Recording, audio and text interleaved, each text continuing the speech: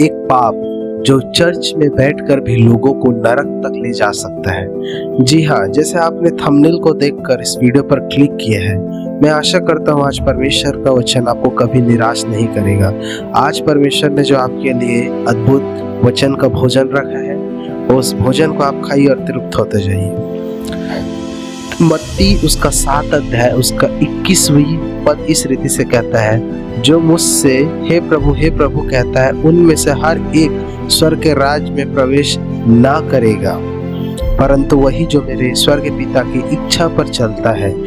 हे मेरे प्रिय और भाई और बहनों, आप सबको प्रभु यीशु मसीह के नाम से फिर से मैं आप लोगों को जय मसीह की कहना चाहता हूँ। आज का संदेश बहुत गंभीर है। यह संदेश शराबियों, चोरों या अपराधियों के लिए नहीं, यह संदेश उन लोगों के लिए है जो हर रविवार चर्च जाते हैं, जो प्रार्थना करते हैं, जो बाइबल पढ़ते हैं, जो अपने आप को मसीह कहते हैं। क्योंकि बाइबल बताती है कि एक ऐसा पाप है जो चर्च के अंदर बैठने वाले लोगों को भी परमेश्वर से दूर कर सकता है। और वह पाप क्या है? आपको पता है क्या है? आत्मिक कपट, स्पिरिचुअल हिपोक्रेसी। यीशु ने फरीसियों से कहा, ये लोग होठों से मेरा आदर करते हैं पर उनका मन मुझसे बहुत दूर है। बहुत लोग बाहर से तो धार्मिक दिखाई देते हैं मेरे प्रियो, लेकिन आपको पता है वे चर्च में हाथ उठाएंगे, प्रार्थना करेंगे, आराधना करेंगे, लेकिन उनका जो जीवन है ना, परमेश्वर से बहुत ज्यादा दूर रहता है। परमेश्वर के सामने बदलता ही नहीं है उनका जीवन। बाहर से वे भक्त की तरह अपने आप को दिखाते हैं, लेकिन अंदर से वे एक आत्मिक विद्रोही हम बोल सकते हैं, उस रीति से है। बाहर से पवित्र लेकिन अंदर से पाप रहित नहीं, पाप से समझौता करने वाला। हाँ, और यही कपट है मेरे प्रियो। शैतान खुले पाप से ज्यादा कपट से खुश होता है। जब कोई व्यक्ति खुलकर पाप करता है ना, तो उसे पता होता है कि उसे पश्चाताप की कोई आवश्यकता है, मतलब उसको पश्चाताप की जरूर से जरूर नीड है। लेकिन कपटी व्यक्ति सोचता है कि वह पहले से ठीक है। यही सबसे बड़ा धोखा है मेरे प्रियो। कपटी को क्या लगता है कि मैं जो कर रहा हूँ मैं ठीक कर रहा हूँ, मैं सीधा हूँ। शैतान चाहता है कि लोग चर्च जाए लेकिन कभी बदले नहीं, बाइबल पढ़े लेकिन उनका पालन ना करें, प्रार्थना करें लेकिन जीवन में अनाज्ञाकारिता हमेशा होती रहे। यहूदा इस्करियोती की दुखद कहानी हमारे सामने है। हम बाइबल में जब उसकी कहानी को सुनते हैं, उस घटना को पढ़ते हैं, तो हम समान रीति से जब हम पढ़ते हैं हमें वो समझ आता है। वह 12 शिष्यों में से एक था।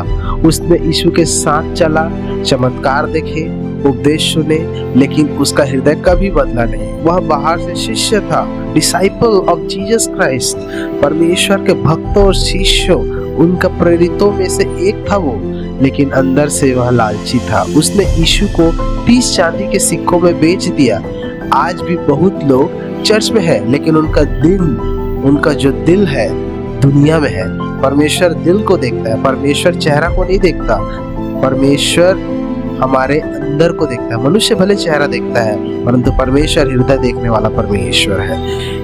लोग आपकी आराधना देख सकते हैं, आपका हाथ उठाना, परमेश्वर आपका चरित्र देखता है मेरे प्रियो। लेकिन लोग आपकी प्रार्थना सुनते हैं, लेकिन परमेश्वर आपका उद्देश्य जानता है कि आप किस उद्देश्य से उस प्रार्थना को कर रहे हैं। लोग आपकी सेवा देख सकते हैं, लेकिन परमेश्वर आपका हृदय जानता है कि आप कितने लगन और ईमानदारी के साथ अपनी सेवा को निभा रहे हैं। आखिरी दिन का सबसे बड़ा आश्चर्य तब होगा जब यीशु के शब्द पूरे होंगे। उन्होंने कहा, बहुत से लोग उस दिन मुझे कहेंगे, हे प्रभु, क्या हमने तेरे नाम से भविष्यवाणी नहीं की?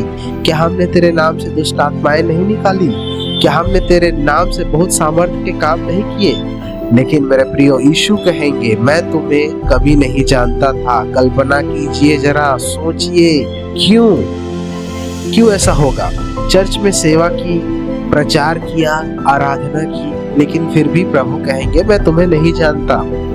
यह कितना भयावह, मतलब कितना भयानक होगा, सोच के जरा रखिए। सच्चा मसीह वह नहीं जो केवल चर्च जाता है मेरे प्रियो, लेकिन सच्चा मसीह वह है जो पश्चाताप करता है। If you have the power of repentance, you are the real believer.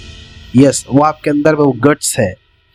जो परमेश्वर की आज्ञा को मानता है, जो पाप से लड़ता है, जो यीशु से प्रेम करता है और जो हर दिन में बदलने की कोशिश करता है और जो अपने आप एक दिन बदल देता है, यस, वो परमेश्वर के पीछे चलने वाला है। आज आत्म परीक्षा का समय है। स्वयं से पूछिए, आस्क टू योरसेल्फ, क्या मैं केवल धार्मिक दिख रहा हूँ? क्या मेरा जीवन वास्तव में बदल रहा है? क्या मैं लोगों को प्रभावित कर रहा हूँ? क्या परमेश्वर को प्रसन्न कर रहा हूँ? क्या मैं केवल चर्च का सदस्य हूँ या वास्तव में यीशु का शिष्य भी हूँ? यदि आज पवित्र आत्मा आपसे बात कर रहा है तो अपने हृदय को कठोर मत कीजिए मेरे प्रियो। यीशु आज भी क्षमा करने के लिए तैयार है, वह आज भी नया जीवन देने के लिए तैयार है। तो क्यों आप अभी तक रुके हैं? क्यों सोच में पड़े हैं? आज कहिए, प्रभु मुझे केवल धार्मिक मत बनने देना, मुझे वास्तव में आपका बेटा बना दे प्रभु, मुझे वास्तविक में आपके पीछे चलने वाला बना दे मेरे राजा। मेरे प्रिय मित्रों, नरक तक ले जाने वाला सबसे खतरनाक पाप हमेशा दिखाई देने वाला पाप नहीं होता। कई बार वह धार्मिकता का मुखौटा होता है।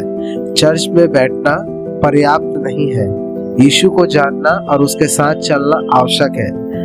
यीशु को जानना और यीशु के साथ चलना, इन दोनों में बहुत फर्क है, जमीन आसमान का फर्क है। आज आप जरा सोचिए, आप यीशु को जानते हैं या यीशु के साथ चलते हैं? क्योंकि एक दिन हम सबको उसके पास खड़ा होना है और उस दिन सबसे महत्वपूर्ण प्रश्न यह नहीं होगा कि तुम चर्च कितनी बार गए, बल्कि यह होगा, क्या तुम वास्तव में मुझे जानते हो या क्या तुम सच में मेरे पीछे चलते हो? मेरे प्रियो, सोच कर देखिए। इस वचन के द्वारा परमेश्वर आप सबको आशीष करे।